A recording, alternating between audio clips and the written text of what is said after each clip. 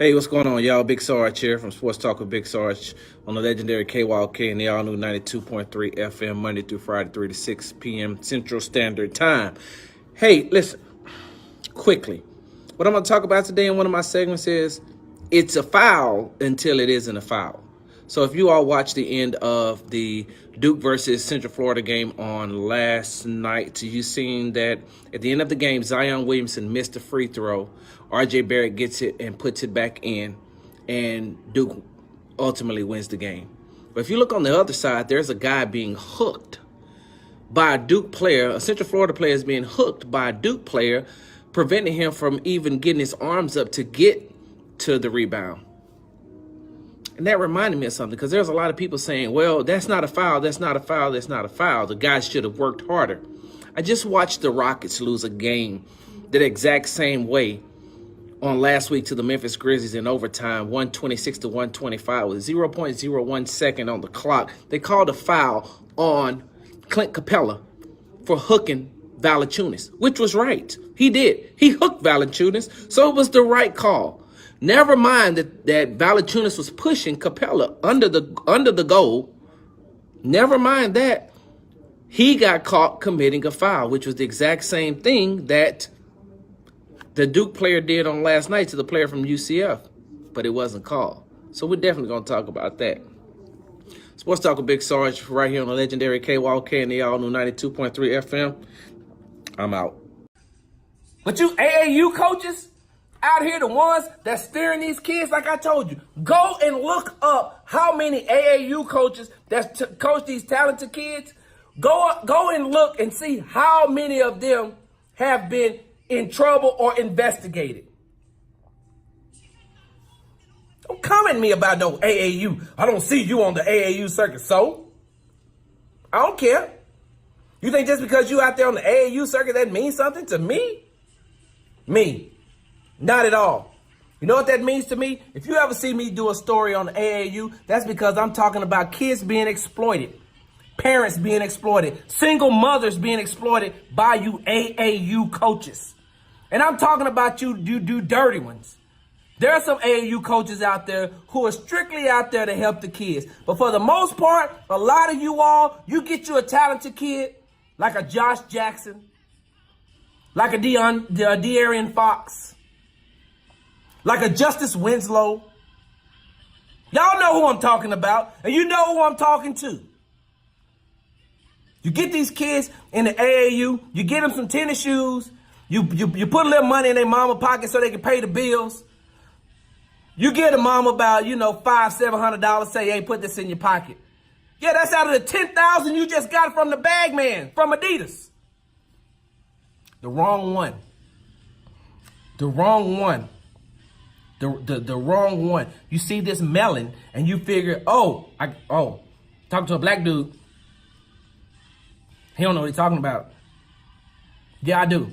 I know exactly what I'm talking about.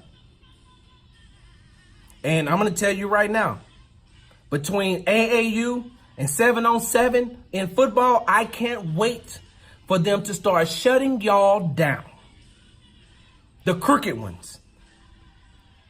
I'm talking about the crooked ones, the ones who don't mean these kids any good, the ones that's just out there to get money from AAU and from 7-on-7. I'm out. The comments made before the NCAA tournament started on last week by Kelvin Sampson, head coach of the University of Houston, who said one of his kids' families came to him and asked if they could sleep on their son's floor in the hotel room. Donna, I got it. Oh, now I know. Now I know why the NCAA can't pay for these families to come support their kids. For these parents, why they can't get, this may be Big Mama last time seeing Lil Junior play.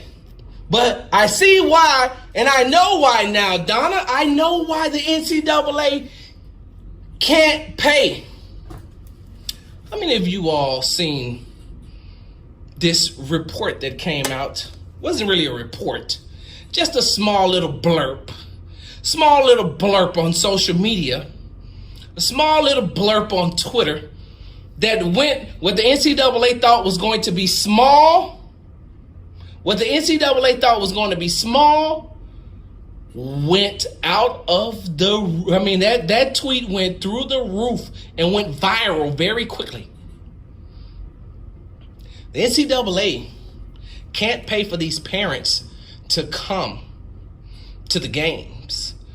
Can't help the parents travel to support their kids because now they start giving the kids free Wi-Fi. Y'all seen that, right? Y'all seen the NCAA put out an announcement that we are now giving the kids free Wi-Fi at their hotels. Come on, y'all seen this, right? The NCAA put out a small little tweet on the other day, right before the tournament started, saying that we are now giving free Wi-Fi to all the tournament participants at their hotels. Free Wi-Fi, huh? So what you're really telling me is you really just want me to be able to tweet everything that's going on here so you all can get more publicity. Well, I have a question too, sir. Like, is you don't mind, Oz has a question too. Does we get to get the free towels too? Or does we just have to keep one for the whole times we's here? Soap, we get some soap. How many times, sir, can we go to that ice machine down there and get the free ice? Was that a violation too, sir? I mean, we just need to know. Oh, yes, sir. Yes, sir. We're going to make our bed up in the morning because we know that we's not going to get no new sheets to sleep on for the next day. But we sure thank you, sir, for this free Wi-Fi. I don't know what I would do if I wasn't able to get on Twitter or Facebook or Instagram or Snapchat. They might want to take Snapchat away from Zion, though. I done seen like 2 or 3 times. He done got busted being thirsty on Snapchat, begging for girls to come to his big room. How did you get a big room, Zion? Oh, that's right. The bag man provided it for you. But back to what I was talking about. Free Wi-Fi? That's supposed to make the kids happy?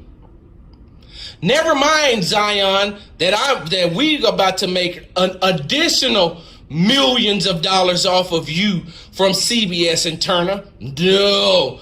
You just need to know that because of you, all your comrades can have free Wi-Fi and you don't have to use your data package anymore. See how that work? Now, yous be good and yous goes out here and you wins these games for us. Because if yous don't win these games, yous can't get no more free Wi-Fi. And if you play good, we might even let you get seconds. Coach, was it important to get your players some rest with 2 big games coming up against Milwaukee and Denver back-to-back like that? Yeah, it's always good. Well, first of all, it's just good not to let them hang around, that they can win, because they shoot threes well and all that. So you want to knock them out. It's also good to play well. And then with that, yeah, if we can rest some guys, we will. But they're fine. They're all good. Were you happy to see the ball movement that you had starting from the first quarter? Yeah, that was good. That was good. I mean, we're not a team that moves the ball a whole lot because we've got such individual players that. But it was good enough to get us some open shots. Mr. Harden, I know you say you love the hoop, but how good was it to get some rest tonight? It was good. Like I said before, we handled business. We came out here, we were professional tonight from the beginning of the game. We got stops, and offensively guys made shots, so it was a good rhythm game for us. They really weren't able to take advantage of it. No luxury as it does. James switch on all the bigs every night. So he's been doing that all season long, so ain't no surprise for us. Jokic is better than a lot of other bigs. James is better than a lot of people too. Why do you think it goes under the radar that Harden's guarding these bigs? Like it hasn't been talked about. It's not under the radar for us. You know what I mean? Maybe because everybody's just going to talk about scoring. he does that pretty well too. I know it's the end of the season, but are you getting more comfortable shooting threes because you hit 6 of them tonight? Well, yeah, I've been on the roll lately, knocking them down at a high percentage, and I just got to keep going. This is championship time for us, and we got to start doing things at a high level now. Any extra sentiment playing back here in New Orleans? No, I've been gone away from here for 3 years, and I'm just worried about what I do here in Houston. Crowd still got a little animosity though. Well, yeah, I don't know why. I mean, people come in and out here for years and years before me and after me. So I mean, it is what it is. I hear another guy might be leaving sometime soon. I tell you, the Miz is not me, so you can't fall back on the players. So it is what it is. I noticed no champagne in this room. Was there even any acknowledgement that you guys clinched your playoff spot today? No, and I didn't even know either. But the main task is to win a championship in this locker room. That's we know what we're capable of, and our mindset is just be able to be a championship. How important was it to get rest, knowing that you're going into 2 big games against Milwaukee and Denver? Yeah, these are must gets. We got to work hard to win these games. Seeding is still in place, so all we want to do is just try to climb up in the rankings, and it's good to have these 2 games before the playoffs start. Thank you, Mr. Gordon. Austin seemed very aggressive tonight. Were you proud to see that? Well, that, again, he's only a plus 34 tonight, so, he really played offense, defense, making shots, whatever, and then that was awesome what he did. How impressed were you with Austin Rivers tonight? Austin was great. I played with Austin for a few years in LA, so I'm never surprised by what he's doing. He's capable of that, and the biggest thing that he does is he guards. He's smart and knows how to defend, and, that energy is contagious. Mr. Rivers, how important was it to you, or how did it make you feel in order to be able to give? I seen you gave out shoes for it's Women's Month, right? And you were able to get down there and give out some shoes to women. It was amazing. It was amazing. There's a lot of battered women, homeless women, and just a lot of women who just need help. Out in Houston, it turned out to be a great event. NAOT, with people who provided the shoes, shout out to him and his company. And it was a great event. A lot of women left happy, and they got some sneakers for them and their kids and their daughters. Now that you've been in Houston for a while now, you're starting to get yourself ingrained into the community. Absolutely, yeah, absolutely. I feel like that's always important to do so. These are the same fans that come to the game and cheer us on and help give us energy. I think it's only right you give back. Gordon, how did it feel to have a bounce back game after that game you had in Milwaukee?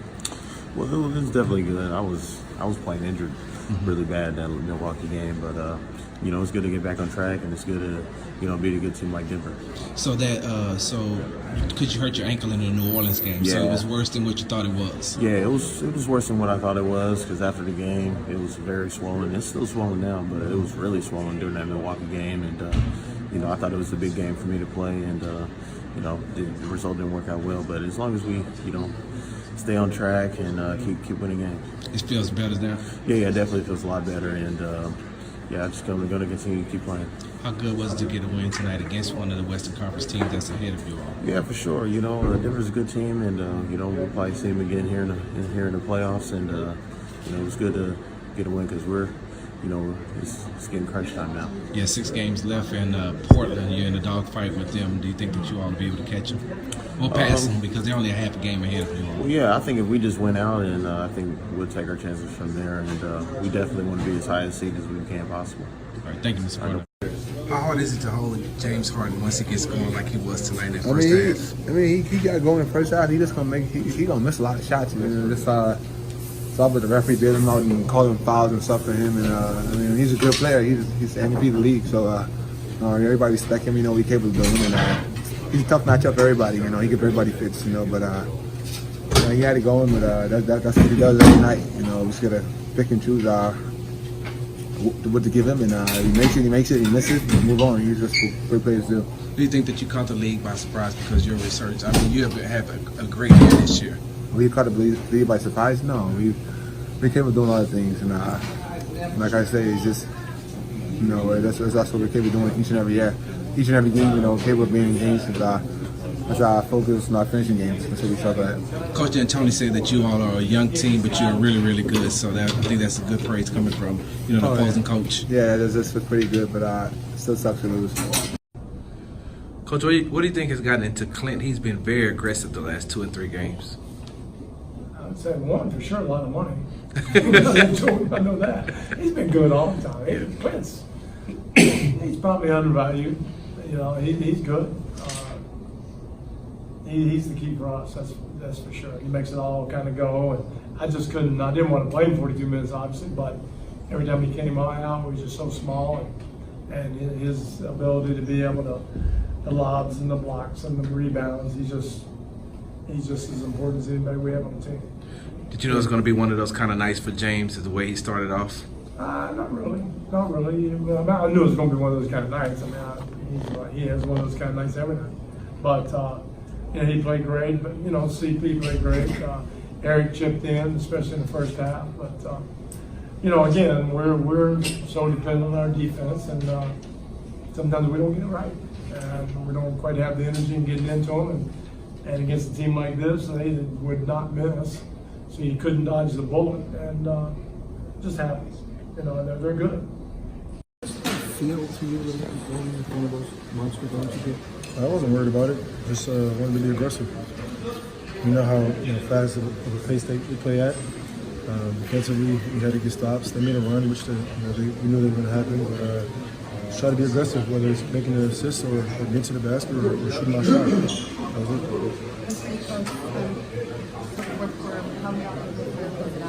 Get stops, buckle down and guard, and get multiple stops in a row. That's going to be the key. We had great spurts of that early in the game, throughout the course of the game, and once we don't, Aaron Fox and those guys are pushing the ball in transition, getting open threes, getting to the basket. So they put the pressure on them.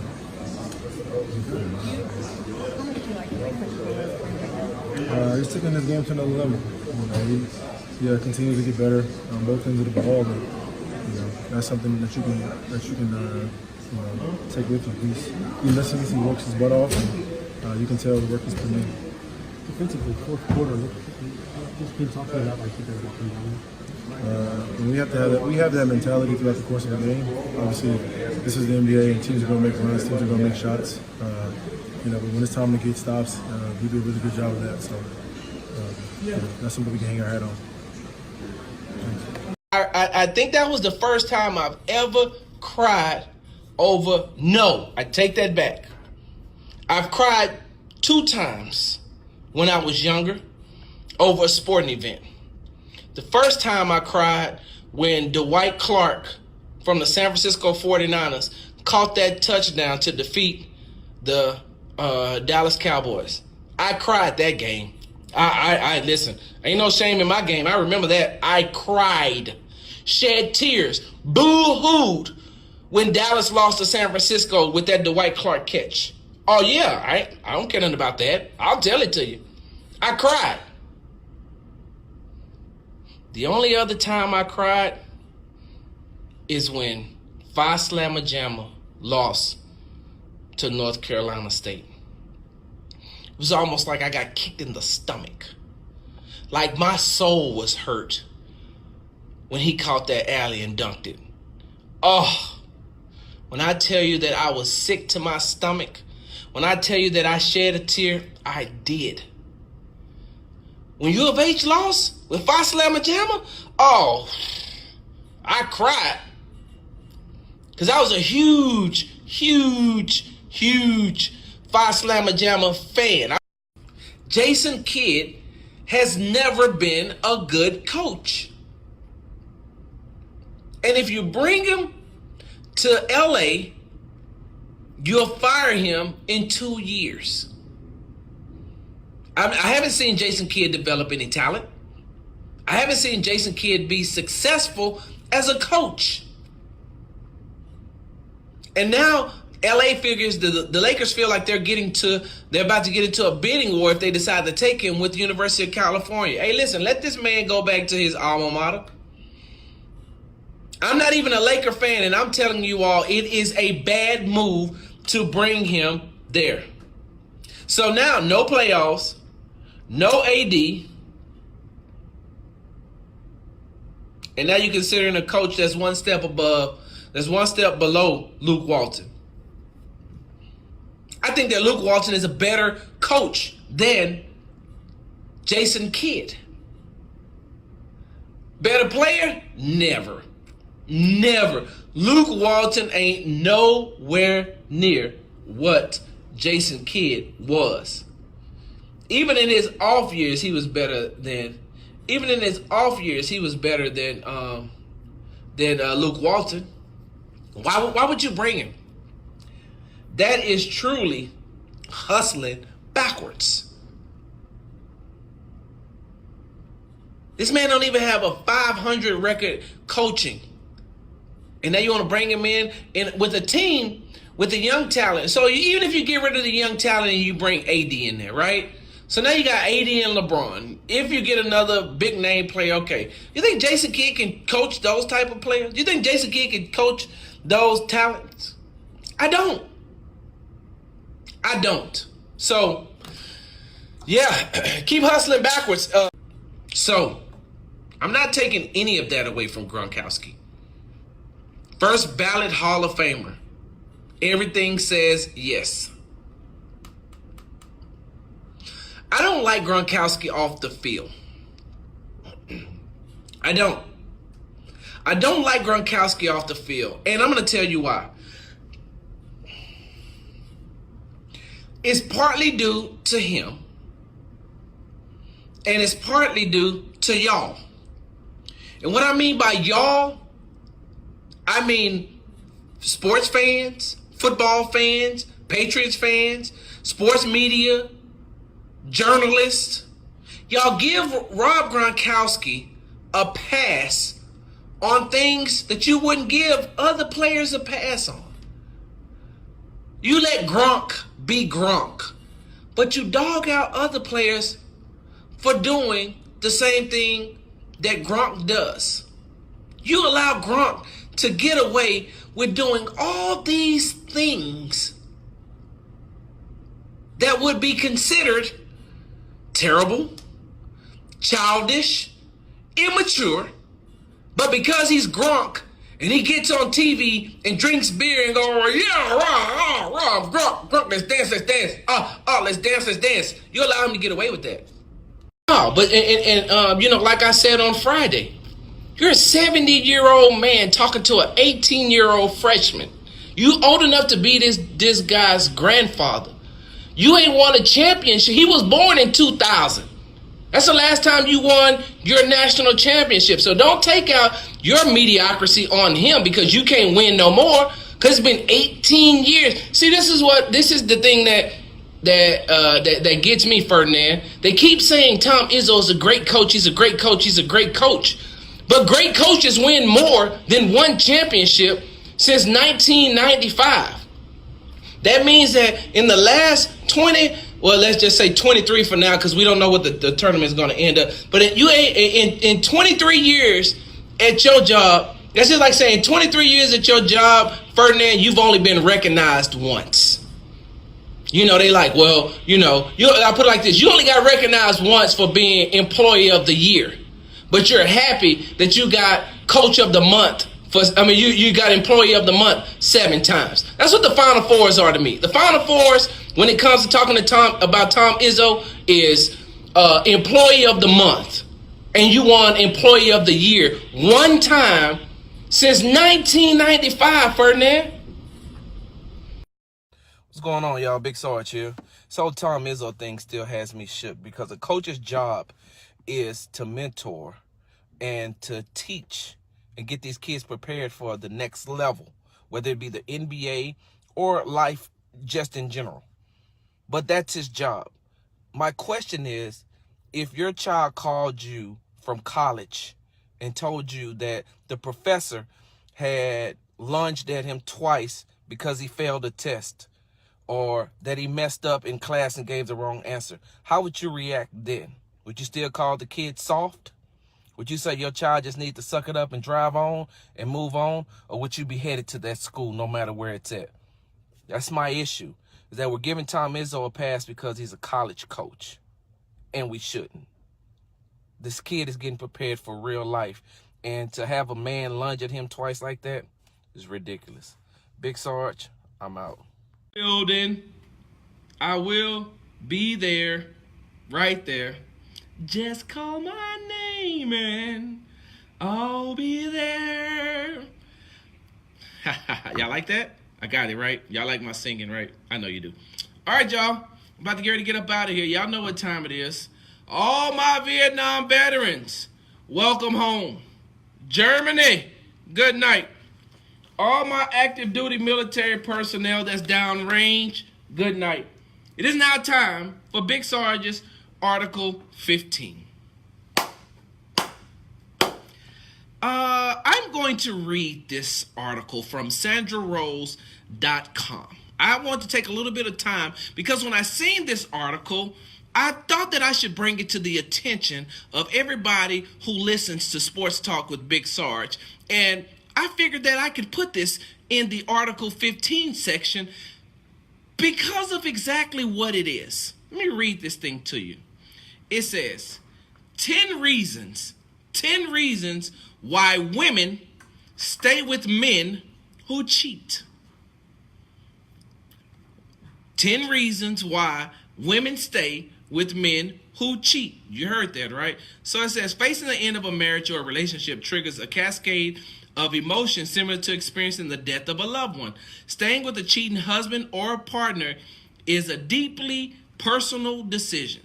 The following are 10 reasons long-suffering women stay with cheating husbands. The list is not in order of importance. Number 1, fear of being alone. Most women stay with cheating husbands because they fear being alone. Fear of being alone can result from a traumatic or frightening childhood experience. Other causes are insecurity, neediness, anxiety, or depression. Number 2, low self-esteem. Low self-esteem can make women feel vulnerable and insecure if she's dealing with a cheating man. She may settle for less than she deserves. She can be taken for granted and used for her money and assets. She may believe no other man will find her attractive.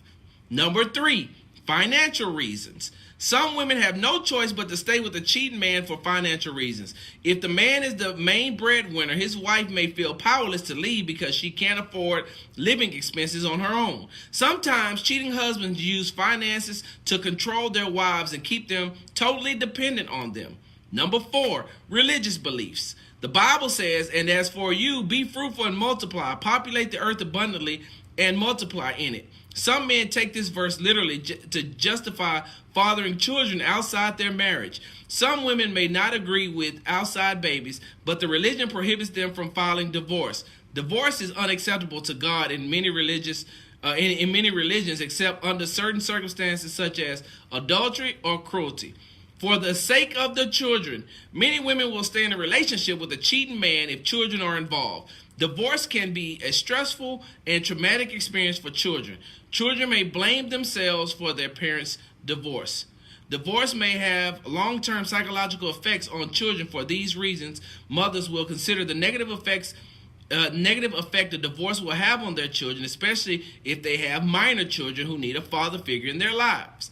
Divorce is not ideal for couples with children under 8. Number 6, some women stay with cheating spouses for convenience. Sometimes it's easier to stay with a cheating man than to uproot and rebuild her life. She may not have the funds to start over, and she may not have established credit, which makes it difficult to turn on utilities in her name. She may decide to accept his cheating ways for the convenience of a lifestyle that she can't afford but has grown accustomed to. Number 7, fear of change. Some women stay with cheating men because they fear change. Fear of the unknown can be very difficult to overcome.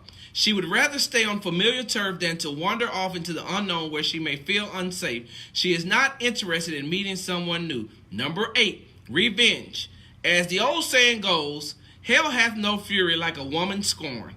A vindictive, vengeful woman will stay in a broken marriage to make sure the other woman doesn't move into her home. A vengeful woman will refuse her husband's request for a divorce to make the other woman miserable. In seeking revenge on her husband and his mistress, she will forsake her own happiness. Number 9, denial. Denial is one of the main reasons women stay with a cheating spouse. Denial is like a blindfold that prevents women from seeing reality. She will be disconnected from her own feelings, and she might self-medicate with drugs or alcohol or perform self-harming behaviors. She will ignore advice from friends and family and stay in a cheating marriage for decades. Wow. Number 10, domestic abuse. Domestic violence can occur in heterosexual and same-sex relationships. Domestic abuse is a controlling behavior usually inflicted on women by men. According to statistics, more than 38 million American women have been victims of domestic violence. A battered woman may feel intimidated and manipulated into staying in a marriage with a cheating man. Victims of domestic abusers may experience low self-esteem, low self-worth, anxiety, depression, and powerlessness and helplessness. So, coming from 10 to 1, domestic abuse, denial, revenge, fear of change, convenience, for the sake of the children, religious beliefs, financial reasons, low self-esteem, and fear of being alone are the 10 reasons why women stay with men who cheat, according to SandraRose.com.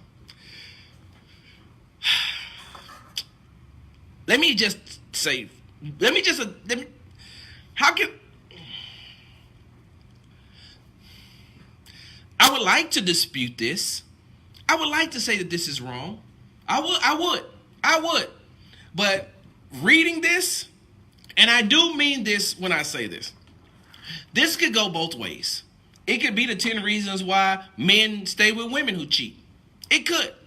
So that's why I'm going to look at it. I'm going to look at it as people who stay with people who cheat. Spouses who stay with spouses that cheat. The main one that sticks out to me, though, is the one that I've been talking about till I was blue in the face. And if you ever met me in person, you know how dark I am. It takes a lot to get me blue in the face. For the sake of the children. I can never understand why people who can't stand each other can't learn to co-parent. You stay with each other knowing that you can't stand each other's guts, knowing that you just don't want to be with each other, but you stay with it for the sake of the kids. Haven't we talked about this before? The kids pick up on the fact that y'all don't like each other.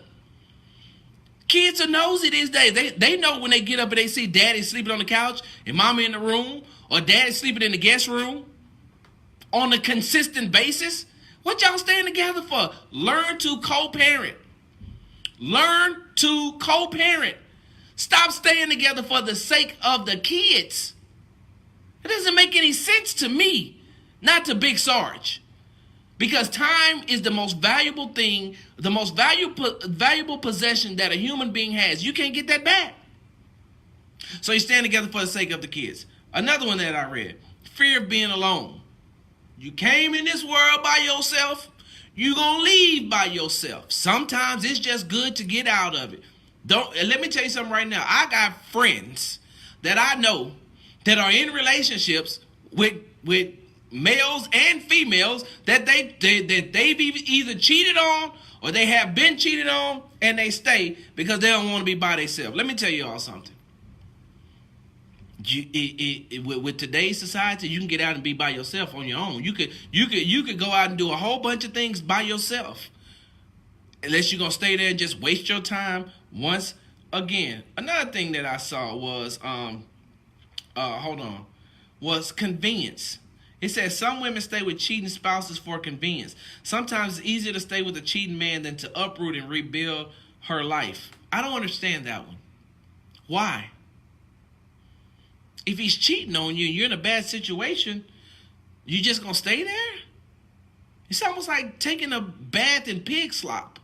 Like, you know it's nasty, but it just feels good on your body or something. Like, you know, you're just gonna stay there. Like, these reasons I'm baffled by, but I wanted to read them to you all. And make sure you hit me up, Big Sarge Sports with a Z, on Twitter or Instagram. Tell me how you feel about that. Do you agree with this list? 10 reasons why women stay with men who cheat. I just feel like it should say 10 reasons why spouses stay together after one or the other one cheats. Doesn't make any sense to me. Sports Talk with Big Sarge right here on the legendary KYK and the all-new 92.3 FM.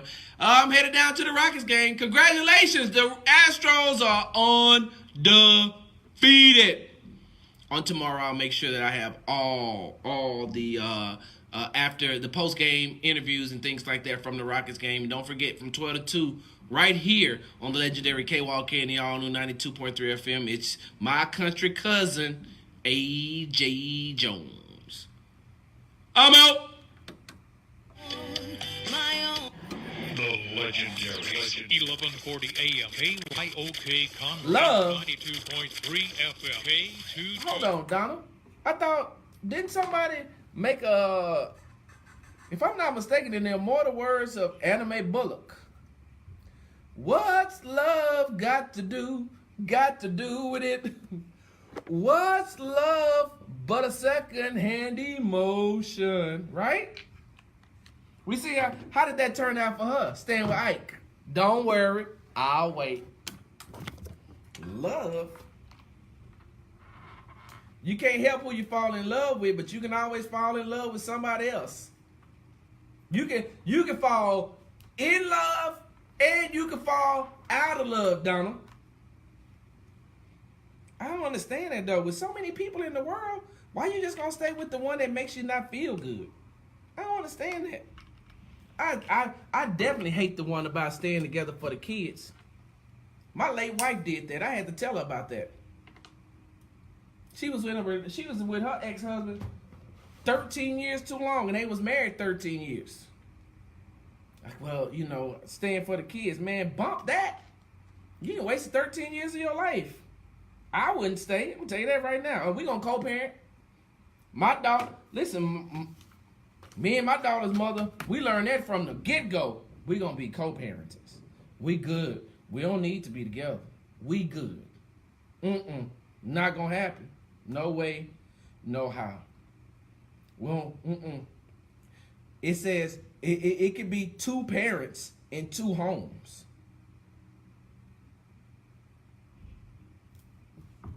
I'm out.